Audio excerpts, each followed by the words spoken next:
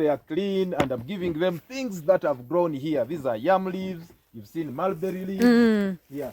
These are very nutritious food. I don't have to spend much on feed.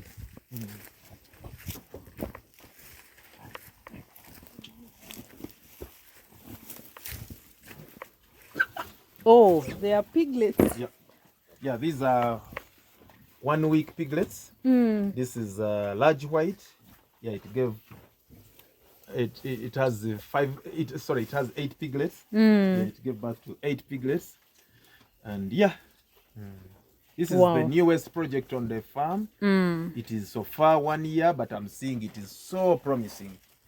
Just recently I sold 12 pigs from this farm. Wow. Yeah. Well done. Thank you. Well done. Yeah.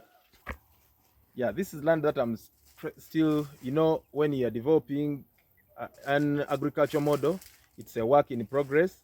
You don't come just one day and everything is set. So I'm doing a forest gardening model whereby I'm trying to do a situation whereby I've concentrated mostly on perennial crops.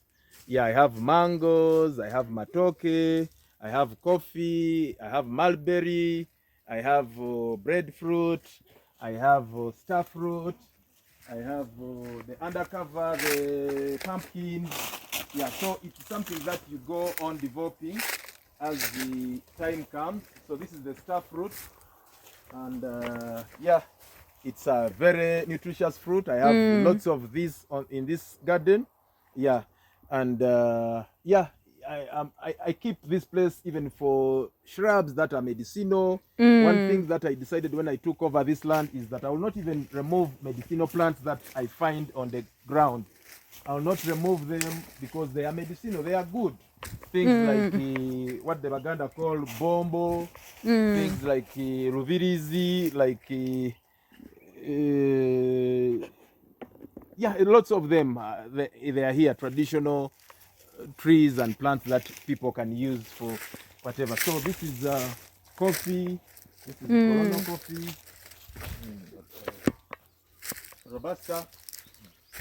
This is one of the many fodder trees that are planted in this plant. It is called the Luciana. It has one of these. There is Luciana, there is Caliandra, there is I have the grasses, the super Napier. As you're going to see, I have the sugar Napier, I have the Guatemala grass, I have this is the tree tomato. The tree tomato, it's a fruit tree. This is the loquat.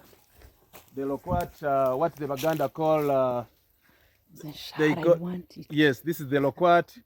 And yeah, I've tried really to develop, and I have a tree nursery that everything that you see here, I've tried to do whatever to plant. And what is the reason is like when visitors come and they say, you know, I want to introduce this on my farm, or I want to have this, you are going to be able to go with something from here. Yeah, so this is the loquat. Interesting. They call it ensari in Luganda. Yeah. This is from the section where we are. This is a new garden. This is matoke that was planted the last season. Yeah, but intercropped. I put the fodder trees, and one of the other things that I'm doing is proper soil management. I don't want to have runoffs on my land. So I'm doing what they call strip planting. I go doing ridges, or I do trenches that are parallel. No, that are horizontal, not parallel to the hill. They are to reduce on the erosion. And most of the trees that are planted, they are trees that also control their nitrogen fixers. They make this land rich. For example, if you saw how this land looked before I took it on, yeah, it was really looking something. It was looking like the way you would see some of the neighborhood.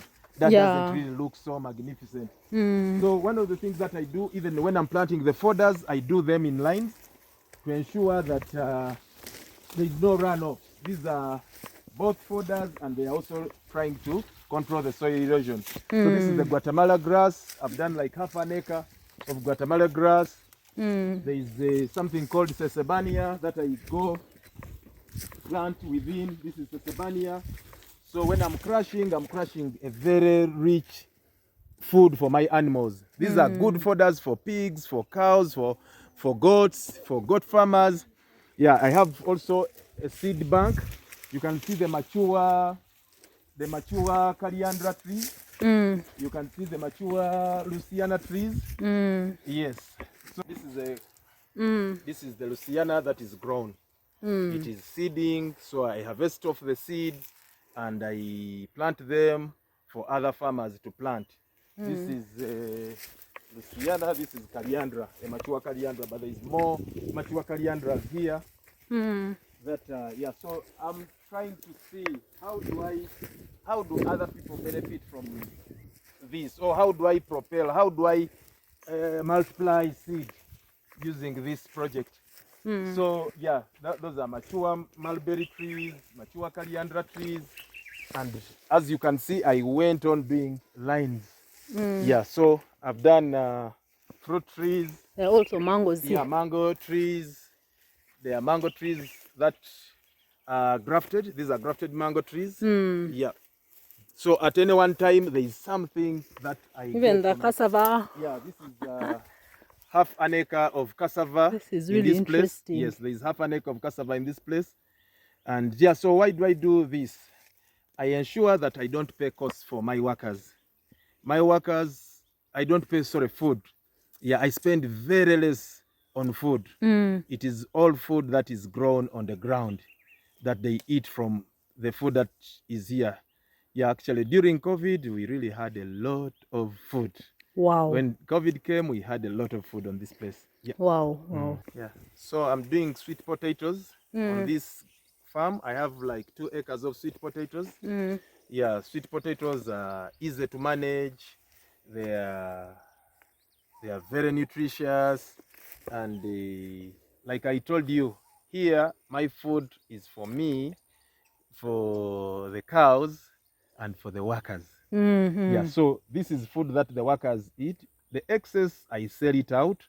But one of the things that I've seen most people fail to manage their land is because of the expenses on operations. Yeah. Yeah, they are buying beans, they are buying posho, they are buying this, but I've really made it a point that I grow food that is enough for the workers. And secondly, it's not only the workers. The leaves, it's one of the best fodder for animals. Even silage made out of sweet potatoes, or if you have things with less nutritional values and you mix it with the sweet potato leaves, it makes one of the best fodders for the cows, and the cows will give you a lot of milk. If it's the pigs, they will put on weight. Yes. Wow. Yeah, in this place, this is one of the sections where I grow the Napier grass. I have like 6 different varieties of Napier grass. This is the Kakamega variety. It's mostly common in Kenya. The name Kakamega comes from there. But I have Kakamega, I have the Guatemala grass that you already saw. I have the super and sugar Napier section. And why do I plant these? With these ones, they are really, you even see the results when you feed them to the cows. If they were giving you whatever, you'll see the margins change immediately after eating them, because they are really highly nutritious. They have high protein content, and yeah, so they are really very good for the projects that I'm doing. And so some people think, fodders are for only cows. Most of these livestock, they will benefit, and it will help you, because it's the nutrition that is in those, as long as you make them palatable for the animals to feed them. Like you've seen, I cut them. But don't say that you need a machine to have. Yeah, if you can use a panga, you can use what you have. Yes. Yeah. True. So this section, one of the advantages of doing a zero grazing operation is you are able to utilize all the land to feed as many cows as, for example, if I were having like a ranch, some of these swampy places, cows wouldn't be able to access them. But with this kind of agriculture, I'm able to utilize this even much more better, because I'm growing fodders in the lower grounds, and this will supply me throughout the year. So right here we are standing where there is the super Napier. This is super Napier. It is one of the best fodders that is available as a fodder for cows, especially dairy cows. But it is also an alternative fodder for other livestock. You can feed it to the goats, you can feed it to the pigs, you can feed it to anything. It's just a matter of being innovative and seeing how you can make it palatable. So this is the super Napier section. And yeah, I have the sugar Napier section, but this is the super Napier section. Okay. Yes. This is a little bit clear, but the beauty with this thing should never lie to you. Even this stem, this hard part, is very nutritious and very palatable. So in a swamp like this, I try, this is the swamp, the swampy land, a wetland, and I'm trying to get the best out of it. So the best way to plant these is by doing ridges. I do ridges to, when these plants are in waterlogged, whatever, they will not come. They will not come out.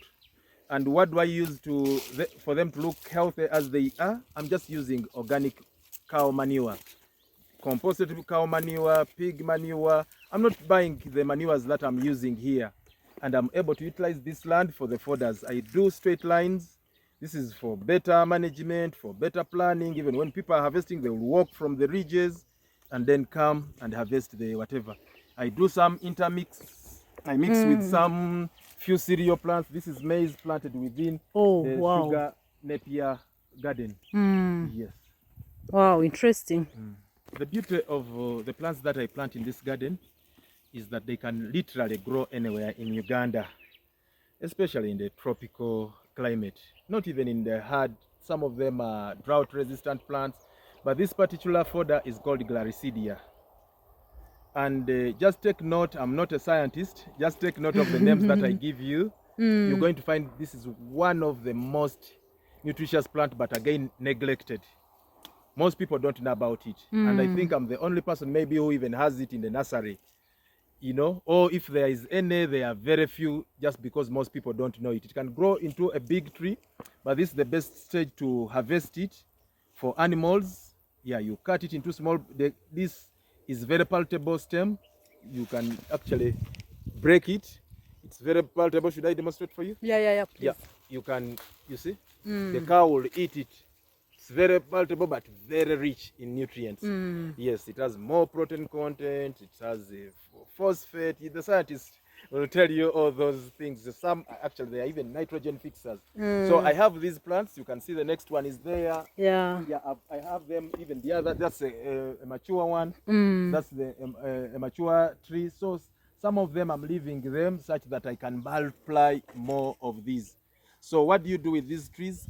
You intercrop them in your fodder gardens where you've done the Napiers or whatever, and when you cut them together and mix them with the grasses, you have almost full nutrients for what the animal needs.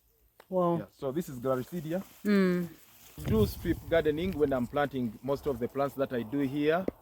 I cut across the hill. I don't go downstream with the hill, just as a way of proper management of the land.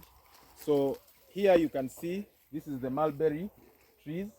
I've really planted them in a line. Even when I'm doing trenches, I don't do them in a way that they will take away the nutrients. I do them and they stagger the water here to feed the plants that are below them. So yes, there is no way. I've really tried my level best to make sure I don't have runways on my land. I do the strip gardening, they control erosion, they have very good soil, root system. They hold the land together so you don't have soil erosion. You can even see in the new garden where I've done the Napier, I'm doing them in the same strip way. I'm not going downstream. Yeah, I'm going vertically across. Yeah, so these are mulberries. When we are here, you can't miss out something to eat. You can see. Yeah, my son is enjoying the mulberries. Yeah, so yeah, that is the strip gardening model that I really encourage in Kenya. Actually, what they do, and this is what I'm also doing. They call it the fanya juu. When I'm doing the trenches, I don't throw the soil on the down side. I put it on the upper side. With time, you're going to see it's like I did a terrace, but it just comes naturally just because of the practices that I do. Yes. Yeah, I'm doing herbs in this garden. You can see I've done with the same strip modeling model. strip gardening model. I'm doing this is the lemongrass. Yeah, lemongrass is good as a spice. You can extract the oil, the lemon oil out of it.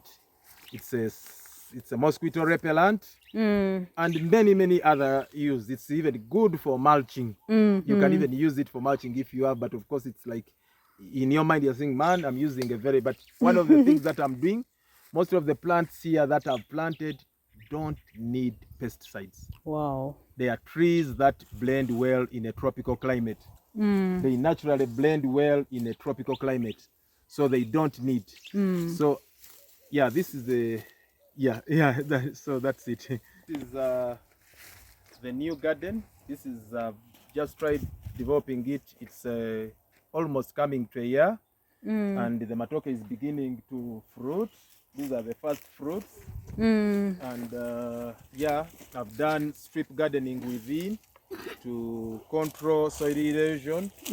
I've fed these plants with organic manure.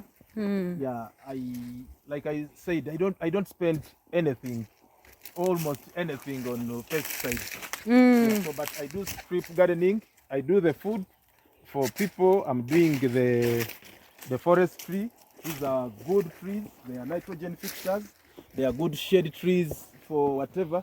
But I have a clear one here. These are recently planted. These are Musiises. I plant them in a line. Still the same model, but they are good nitrogen fixers. They improve the soil. Musiise, I planted it in this line. I feed everything of mine. I feed it with the cow manure. Yeah. This is going to be furrowed within the land. Yes, on the boundaries, I put the Napiers. I put the Mulberry. This is the Ugandan Mulberry, the Nkenene in Uganda. Yes, this is the Gloricidia. It's also in the same line. I put it on the boundaries. I intercropped it with the Super Napier, and so yeah. I'll be able to, when I'm harvesting, I'll mix it into the grass, and yeah, I will. The cows will have a very nutritious. Wow. The biggest weeds that people struggle with is the lumbugu, and how am I killing it? Lumbugu doesn't want fertile soil.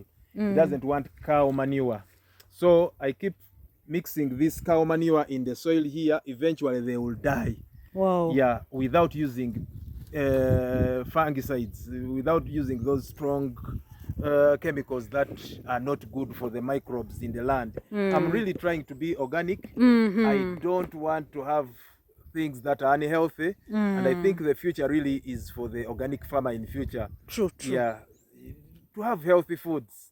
Yeah, otherwise you hear people having cancer, they are having funny viral diseases breaking up. It's because they don't eat healthy foods. Their immune system is distorted by these chemical things that are hazardous to our lives. So yeah, what I do is I try my level best to kill these using the cow manure and weeding them out.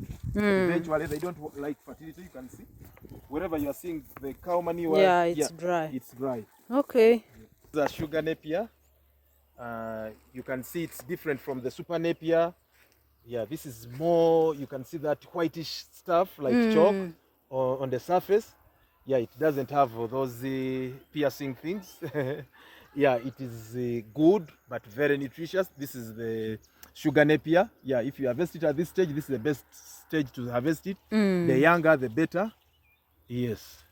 Wow. Yeah, so I keep doing this at the same time I'm using them for the fodders. At the same time I'm using them to control the erosion by doing the strip gardening. Yeah.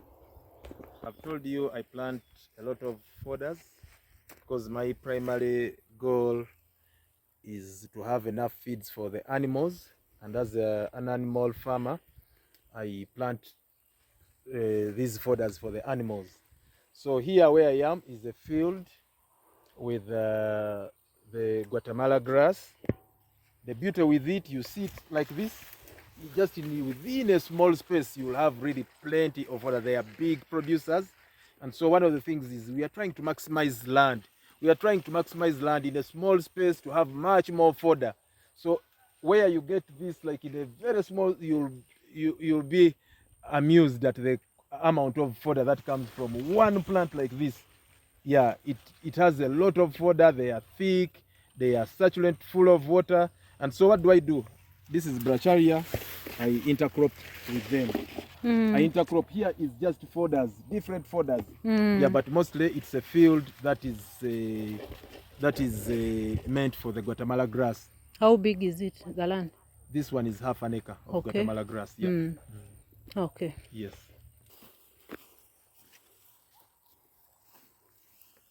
Keep harassing it. Yes. So one of the plants that I'm promoting is the pepper mulberry. It is very good fodder for animals, and for both for pigs, goats, for cows. It's very good fodder and it multiplies so much. Unfortunately, most of the parts in the country it's not there. It's mostly around the Mavira forest and these areas that are closer to Mavira forest. It was just introduced here from Asia.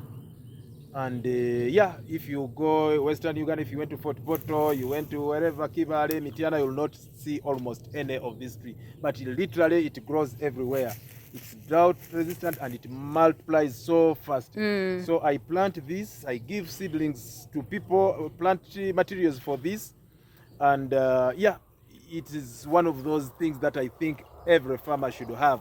So if you are going to use it as fodder, you can decide to leave it to grow. It grows into a very big tree. It is also a source for soft wood, but you can keep harvesting as much. It will keep sprouting.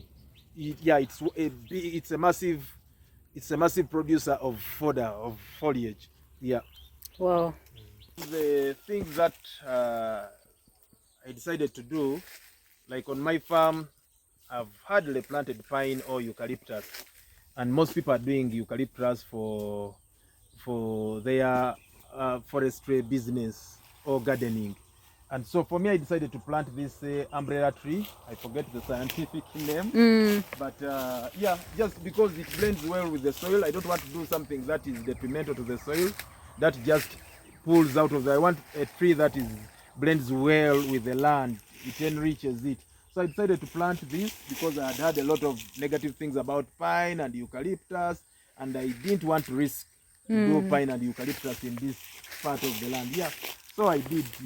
It's not even, it's like quarter an acre. I did it on the boundaries below. That separates me from my neighbors. And yeah, I did a small section here of the umbrella tree. Wow. Yes. This is the last section of the farm, and it's in the wetland, and the water table is just so close. These water streams are coming from the ground. It's not because it has rained. It has not rained maybe in the last 2 weeks in this part of the farm, but yeah, you see there is fresh water. My long-term plan is maybe to do a fish project. This would be an ideal land for fish project, but what am I doing right now? I'm planting fodders on it. I've just harvested the last fodders here. I was doing each plot had fodder on the boundaries, you can see. Yeah, so I'm trying to reclaim this lowland, this swamp kind of land by doing what I'm doing. I've done the trenches that suck out the water from the land, so that I'm able to utilize this land. So what did I do with this plots? Either in future I can even do vegetables within, or I can do still fodders. But what I've done on each plot that you see here, it is surrounded by a trench that is making it able for me to cultivate it. And so I put fodders on each small plot. Yeah, I can decide even to do vegetables here. This would be an all-season plot. So yeah, there are people who have swamps and they are saying it's very difficult or whatever. This would be another way. Instead of just planting eucalyptus and saying, yeah, I don't have time for that. Yeah, there is still better ways. So if I was looking after cows like I do, and like a ranch, and maybe this is a paddock, really cows would have difficulty grazing here. So what am I doing? I can still utilize this land for my cows by what I'm doing by planting the fodders that I want. So the next step after clearing, after doing the trenches, is to see how best am I going to utilize this land. So really, for you to have a profitable venture, yeah, you need some creativity, you need to be innovative, you need to think through each land as it comes with its complexities. Yeah, so I'm trying to do proper land management. I've even begun putting manure. Yeah, I'm putting it in strips. Yeah, I'm trying to put manures all over the soil. I really want to enrich it, and I'm not buying any artificial fertilizers. I'm not doing I'm not scorching it with the herbicides. Yeah. Well done. Thank you. Yeah, one of the plants that almost grows all over the country. I've seen it in Hoima, I've seen it in Movende, I've seen it in Kivale, I've seen it virtually in so many places. But it's the Tethonia. It's a very nutritious plant as fodder for animals. But yeah, it has its pros and cons. You don't give it, I think, to pigs.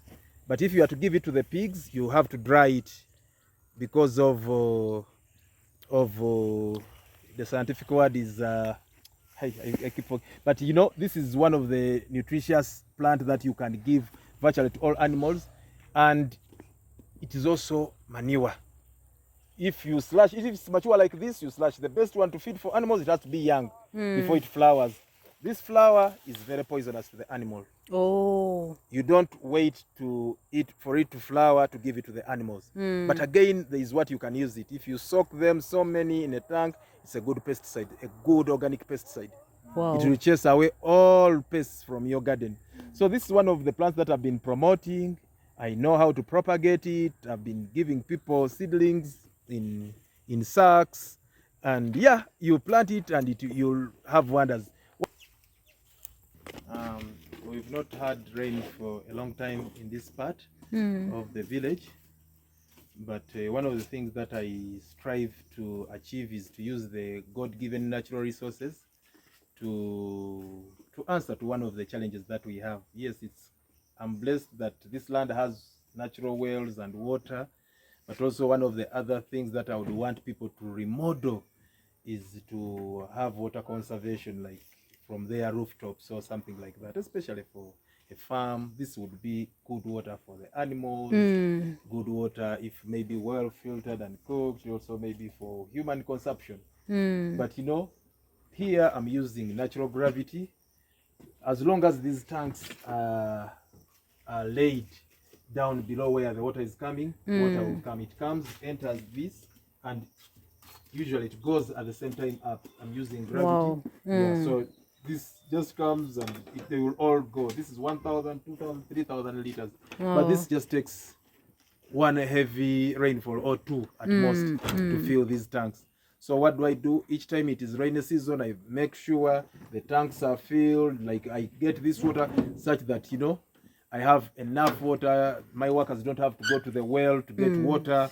We have water that is enough. On the other farm, I have 8,000 liters, and the same concept. Yeah. I'm not pumping, I'm not doing whatever. Water comes in through, and yeah, it comes out here. Yeah. So what advice do you have for all the people that are going to watch this video? Yeah, I want people really to get encouraged that it's all possible, and it is not as complicated as sometimes people think. You know, people think that you need this big much money to do something. You can utilize the small resources that you have. Some of all the models that you have seen can even fit in an urban setting. If you are doing urban farming, you're doing a backyard, small garden, some of these concepts can be applied to sustain those projects. So the only other thing which I have to tell people that, you know, it's not silver plate. I'm not like an inspirational speaker that I'm saying, oh, you're going to get rich or you're going to do whatever. I'm saying, yeah, it takes hard work. Yeah. You have to think through. some of these problems. Yes, a lot of people have told you it's difficult to keep a dairy cow. I'm saying it is possible if you do the basics. A, B, C, D, that's the feeding, prevention, better than cure, having better health for these animals, and doing the required spraying on time. Those routines, they are being consistent, water supply and things like that. Wow. Yeah. Thank you. Welcome. Wow, it has been a beautiful day, I must say. So much to learn, so much to unlearn. And I would really like to thank Mr. Tumusiime for inviting me to his farm. It has been a very interesting experience for me, and I believe everyone who has watched this video to the end, you've really benefited a lot.